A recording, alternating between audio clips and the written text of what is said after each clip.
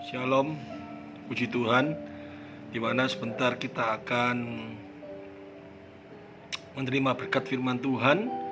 Dan sebelumnya kita satukan hati berdoa bagi kota Surabaya dan juga bagi saudara-saudara kita yang saat ini mungkin mengalami kelemahan tubuh, ataupun di antara saudara-saudara kita yang mungkin karena penderitaan COVID ini Tuhan panggil sehingga perlu diberi penghiburan.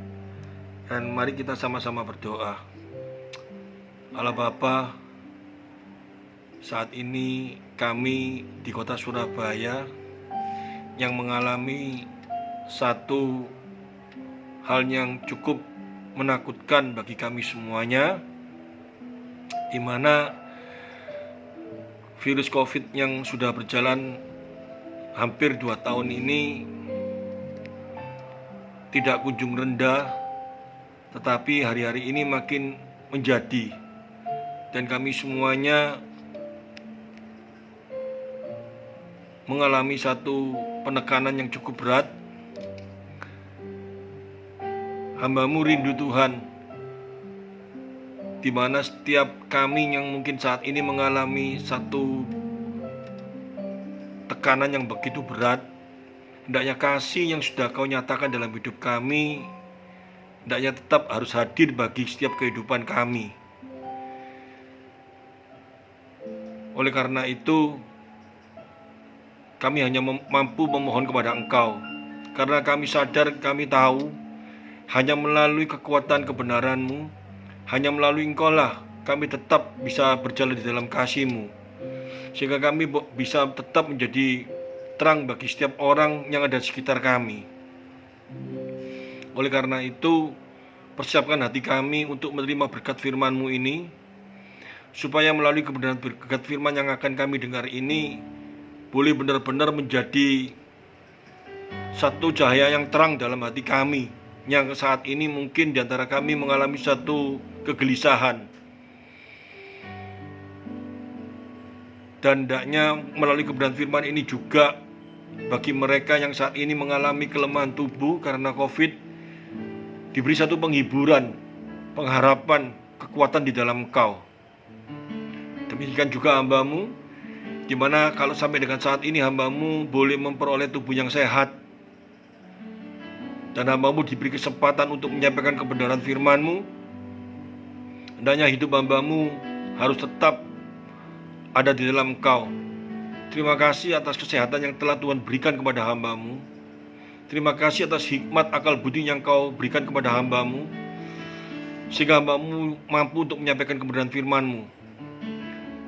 Dan hamba-Mu percaya Engkau akan memimpin melalui kuasa Roh Kudus, sehingga hamba-Mu mampu menyampaikan isi hati-Mu bagi kami semuanya. Di dalam nama Tuhan Yesus Kristus, kami siap menerima berkat firman-Mu. Haleluya, amin. Shalom, puji Tuhan. Firman Tuhan hari ini akan mengingatkan kita semua, ya, dalam situasi-situasi hari ini, melalui perenungan firman Tuhan yang saya renungkan. COVID ini bukan sesuatu yang hanya sekedar penyakit, tetapi lebih daripada itu kalau saya renungkan, karena melalui wabah COVID ini, saya khawatir, ya, dan menjadi beban saya, keluarga-keluarga Kristen, keluarga-keluarga yang dulu saling mengasihi, saling memperhatikan. Saya khawatir karena COVID ini akan timbul di dalam pikiran dan hati kesalahpahaman, dan kasih yang ada dalam hati setiap anak-anak Tuhan ini bisa dikacaukan dengan kesalahpahaman itu. Sehingga melalui kebenaran firman Tuhan ini, hendaknya apabila hal itu terjadi, saya rindu ada pemulihan kembali.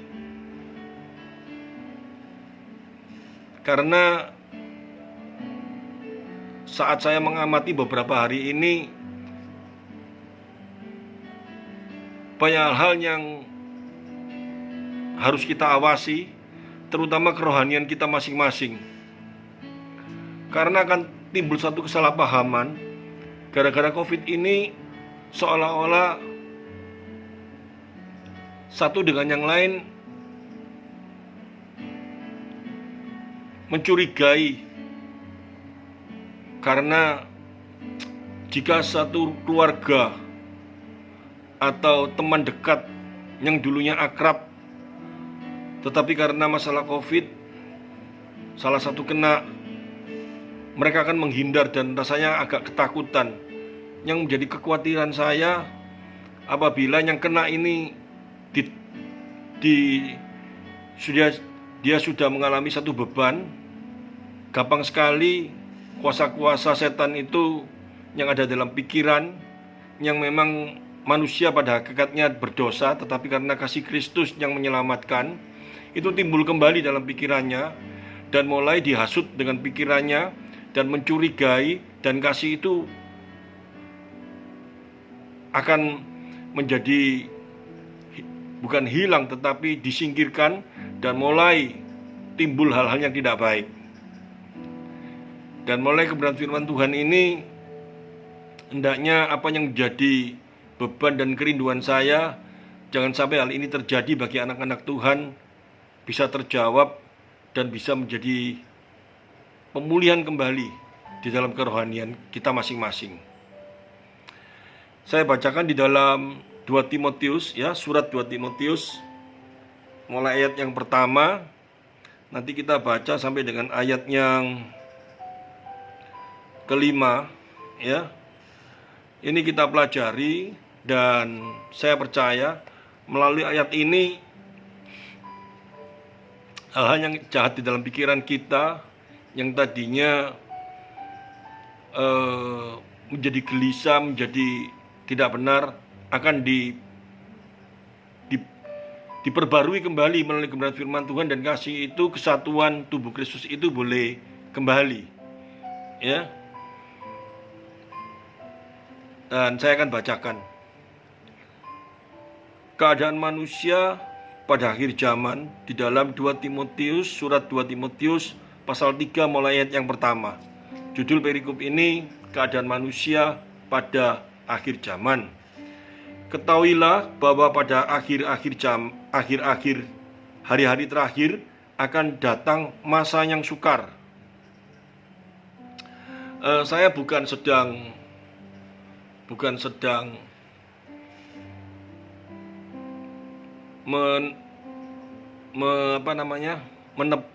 seolah-olah menggatuk-gatukkan atau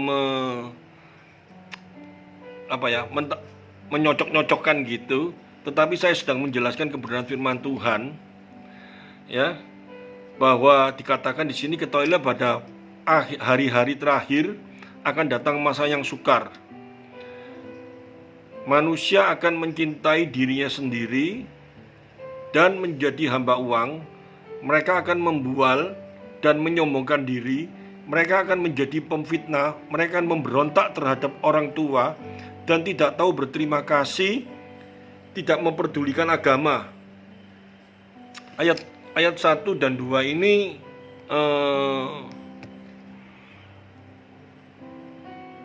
kata-kata akhir zaman ini, jangan kita berpikir bahwa ini sudah akhir zaman, bahwa nanti sebentar lagi Yesus datang. Memang kita harus siap-siap, ya, kapanpun waktunya Yesus bisa datang. Tapi tanda-tanda COVID ini bukan menunjukkan bahwa ini tanda bahwa Yesus akan datang. Karena ada beberapa ayat yang menyatakan bahwa tidak ada seorang pun yang tahu. Digambarkan dia seperti seorang pencuri yang datang secara tiba-tiba, tidak ada tanda-tandanya.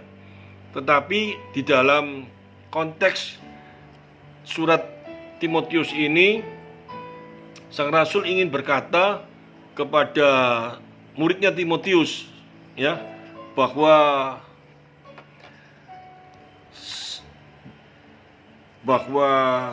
dalam keadaan dunia ini, ya,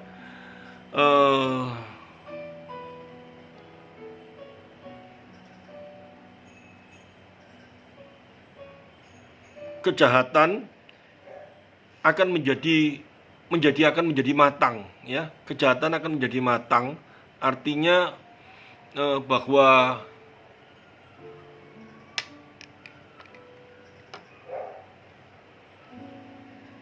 kehidupan itu makin berat karena apa?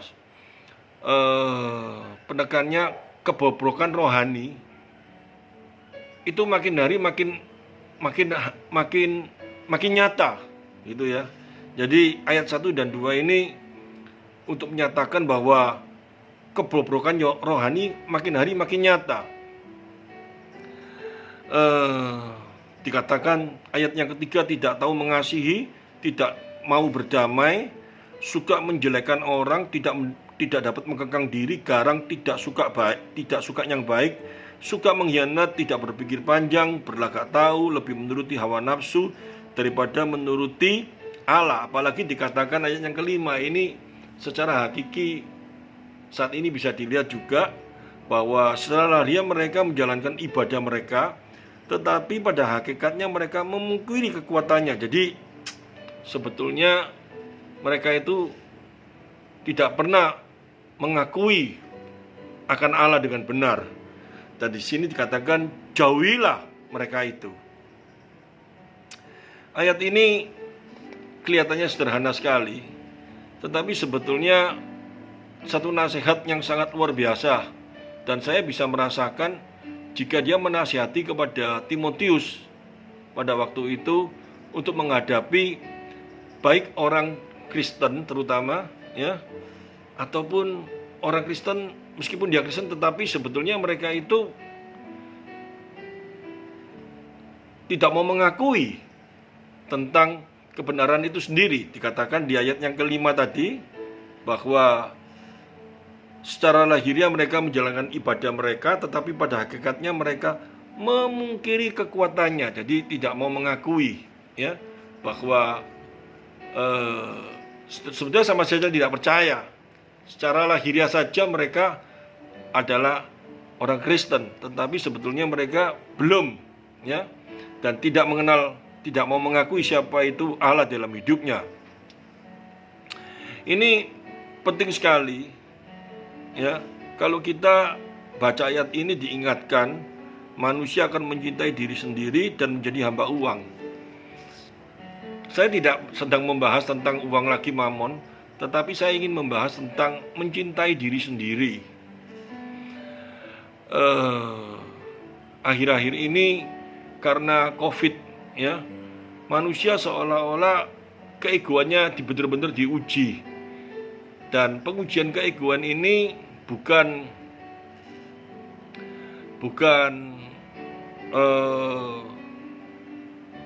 hanya satu hal yang remeh, tetapi benar-benar kita harus memahami dengan kerohanian yang benar. Kalau enggak kita akan terseret, ya, dan kita akan terbawa kepada satu hal yang sangat membahayakan di dalam keluarga. Kenapa saya berkata seperti itu? Saya kasih gambaran, misalkan salah satu dari orang tuanya atau dari anaknya kena COVID, dan kita semua tahu, ya, kita semua tahu bahwa COVID ini sangat menular, ya, sehingga pada saat dalam satu keluarga yang dulunya rasanya rela berkorban, mau mati bagi si A atau si B karena saling mengasihi yang seperti itu, sedikit-sedikit kita saling memperhatikan secara luar biasa, ya. Tetapi karena masalah COVID ini semua orang jelas dan tahu sangat menular, sehingga pada waktu si A atau si B kena, dan mulai yang tidak kena ini menghindar, dan mulai dengan cara bagaimana yang kena ini untuk diungsikan, baik dibawa ke hotel atau disuruh ke rumah sakit atau apa, yang menjadi satu persoalan, yang menjadi satu masalah secara psikologi kejiwaan. Yang mengalami sakit pada saat mereka disuruh pergi, meskipun sakitnya itu belum membahayakan ya, mungkin cuma sekedar tanda-tanda COVID kita tahu semua, batuk, pilek atau apapun juga. Dan saat mereka diungsikan, hati mereka tanpa kasih, mereka akan dikuasai oleh hal-hal yang salah di dalam kehidupannya nanti. Kerohaniannya akan menjadi rusak karena mulai dia akan diterjang oleh pemikiran-pemikiran yang salah. Loh, katanya dia kok mengasihi saya, kalian dia memperhatikan saya. Kenapa kok saat-saat yang saya perlu untuk bersama, perlu untuk diperhatikan, kok saya malah diungsikan? Hendaknya melalui kebenaran firman Tuhan ini kita tahu yang dimaksud mencintai diri sendiri dan menjadi hamba uang itu bukan berarti kita dalam situasi-situasi yang seperti sekarang ini, kalau orang yang sakit terus kita minggirkan, terus yang sakit ini merasa kok dia dipinggirkan, kok tidak dikasihi, kok tidak dianui. Itu satu pemikiran yang salah. Kenapa saya berbicara salah? Yang dikatakan mencintai diri sendiri itu malah hadir dalam dirinya. Kalau dia memang mengasihi orang tuanya, kalau dia memang mengasihi anaknya, sang orang tua yang mengalami kesakitan ini, ya, dia akan menghindari anak-anaknya karena dia takut bahwa anak-anaknya nanti akan ketularan dan akan mengalami satu sakit. Dan dia dengan hati yang kuat dan dia dengan hati yang benar, harusnya dia bisa melihat di dalam kacamata kebenarannya bahwa jika dia memang mengalami beban yang begitu berat di dalam persoalan saat ini, mungkin dia perlu perhatian, mungkin dia mengalami satu masalah karena COVID ini. Dia dengan terus terang, dia harusnya berkata secara terus terang kepada orang yang dia kasihi, dia percayai, dia biasanya seringkali bercakap-cakap. Dia bisa terus terang berkata bahwa dia saat ini lemah, dia perlu dukungan. Dan dukungan itu bukan harus saling berkorban. Kalau dia mengasihi, dia mungkin harusnya bagaimana caranya dia bisa terus terang dan dia bisa komunikasi melalui handphone.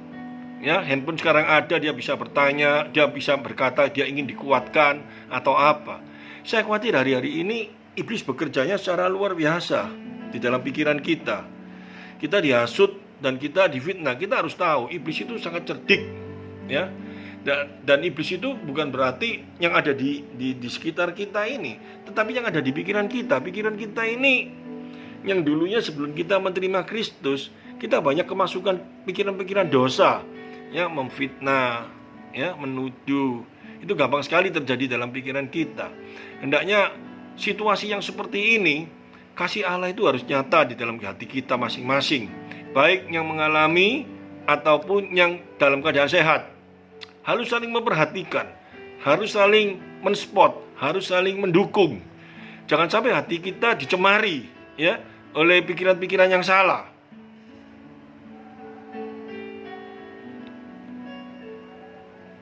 Caranya bagaimana? Keterus terangan, ya. Di dalam kehidupan kita ini, kalau kita saling mengasihi, kita tidak perlu gengsi, nggak perlu takut, nggak perlu mengeraskan hati. Kalau memang kita ini merasa lemah saat ini, kita perlu dukungan dari orang sekitar kita. Kita tidak perlu segan-segan. Kalau memang si A ini sulit untuk diajak bicara, mungkin dia di handphone nggak bisa, jangan langsung kita pikirannya, loh dia langsung menghindar sama saya, takut dimintai tolong apa-apa. Hal yang seperti ini hendaknya kita kalahkan dengan kebenaran firman yang hadir dalam kehidupan kita. Ya, mungkin saat ini dia lagi berdoa untuk kita. Mungkin saat ini dia lagi merenungkan firman Tuhan. Mungkin saat ini dia lagi sibuk. Nanti kita telepon dia lagi. Demikian juga bagi mereka yang sakit. Hari ini jika kita telepon dia, terus dia tidak mau mengangkat. Bukan dia tidak mau mengangkat dan dia tidak suka dengan kita, dan dia merasa kecewa dengan kita. Kita tidak boleh negatif. Kita harus positive thinking. Saat ini mungkin dia lagi istirahat, lagi tidur. Ya kita tidak telepon, kita bisa WA. Nanti dia baca. Kita kalahkan pokoknya segala tipu muslihat iblis yang ada dalam pikiran kita. Supaya perpecahan di dalam keluarga kekristenan ini tidak terjadi. Kasih yang mula-mula, kasih yang saling mengasihi satu dengan yang lain, saling mengeratkan, ini harus ada di dalam kehidupan anak-anak Tuhan.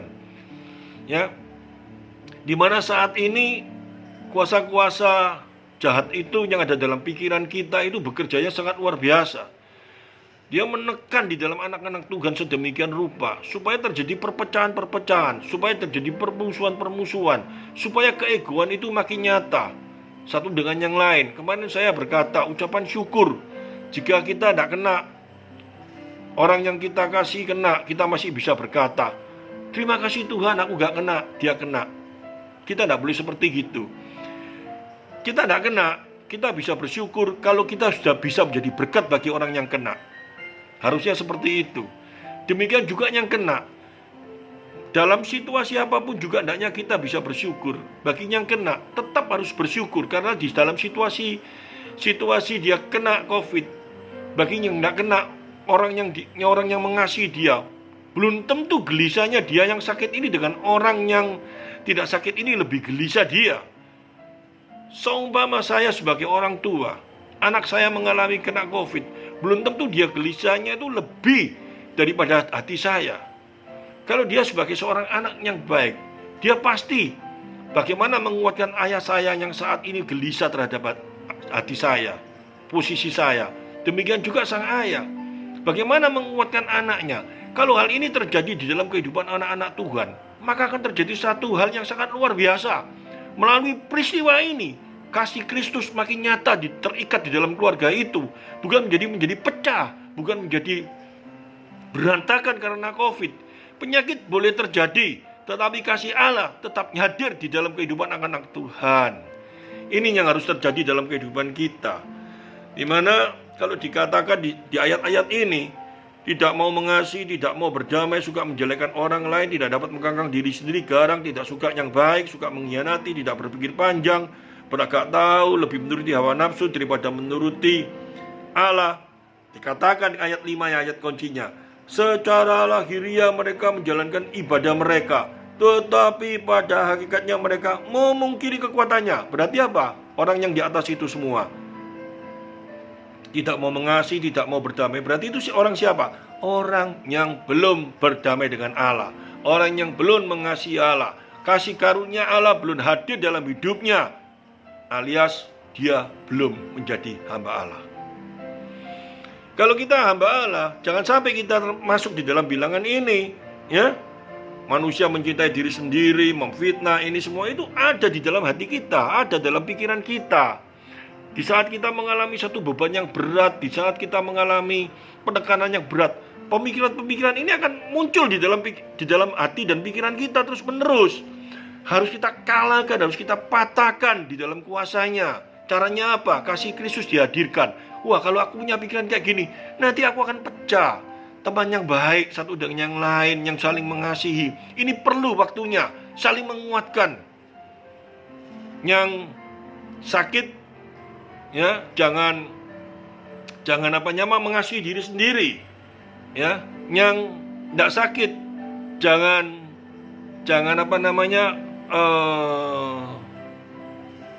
curiga berpikiran yang tidak juga. Mengasihi diri sendiri itu artinya apa?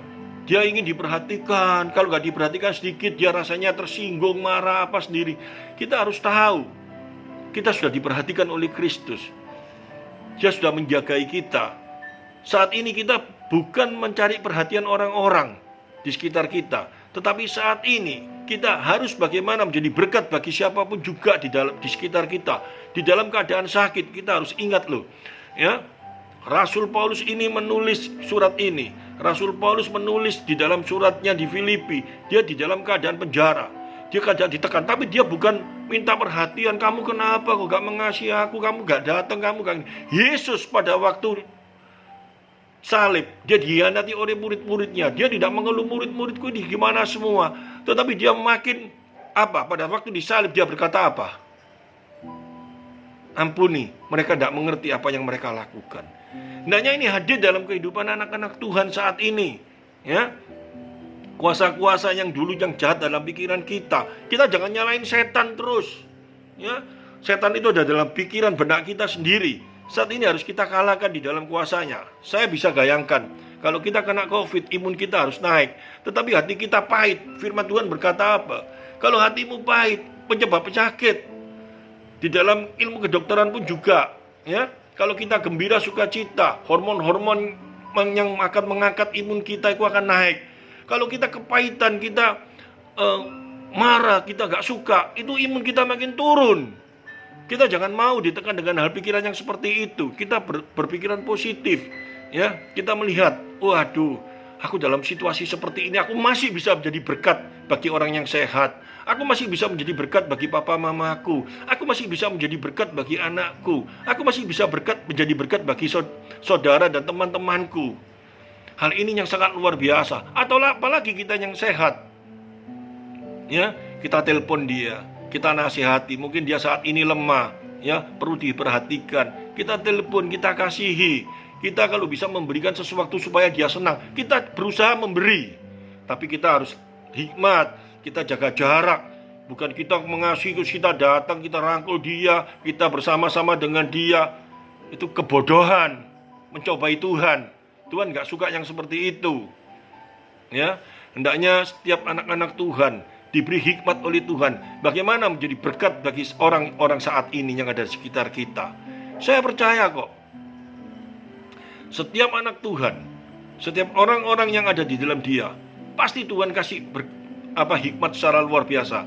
Karena setiap momen, setiap peristiwa, saat kita bisa memandang di dalam sudut pandang Allah, maka kita akan menjadi berkat bagi siapa juga, bagi diri kita sendiri terutama, ya, bagi diri kita sendiri, ya toh. Kalau hati kita sukacita, hati kita tidak mengalami pahitan, ada suatu berkat apa? Imun kita naik, tubuh kita menjadi sehat, pikiran kita menjadi jernih. Itu bagi diri kita sendiri yang terutama. Apalagi kita bisa menguatkan orang yang sakit. Terus kita berkata, pulsaku nanti habis. Itu kamu jangan jadi hamba uang, ya. Kamu bisa beli pulsa itu saat ini tujuannya apa? Daripada lihat TikTok, lihat apa, telepon nggak ada gunanya. Saat ini waktunya, ya, menjadi berkat bagi orang lain. Kita telepon dia, kita kuatkan dia, kita doai dia, supaya dia melalui peristiwa ini diingatkan bahwa Kristus sangat luar biasa dalam hidupnya. Sehingga dia yang dulunya jauh oleh Kristus, melalui peristiwa sakit penyakit ini, mereka makin dekat di dalam Tuhan.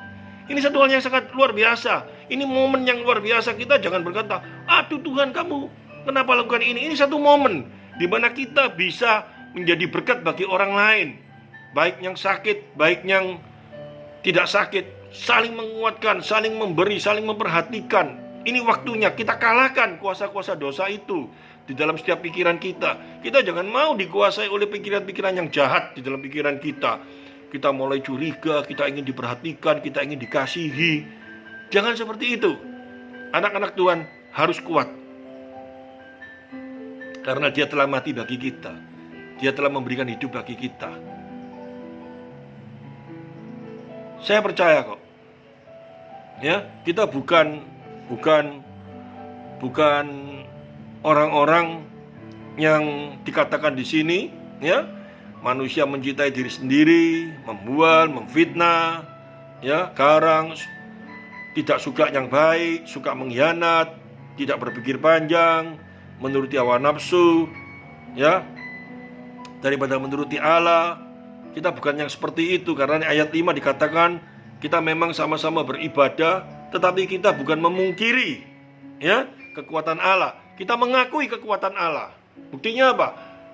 Aku dalam situasi sakit yang seperti ini, aku percaya Engkau masih bersama dengan aku, dan Engkau memberi kekuatan kepada aku untuk dapat menjadi berkat bagi orang lain. Itu mengakui kekuatan Allah hadir dalam hidupnya.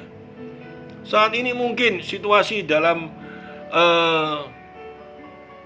kota Surabaya yang mana ibadah ditutup lagi, ya, dan pendeta-pendeta mungkin saat ini gelisah. Tidak usah gelisah.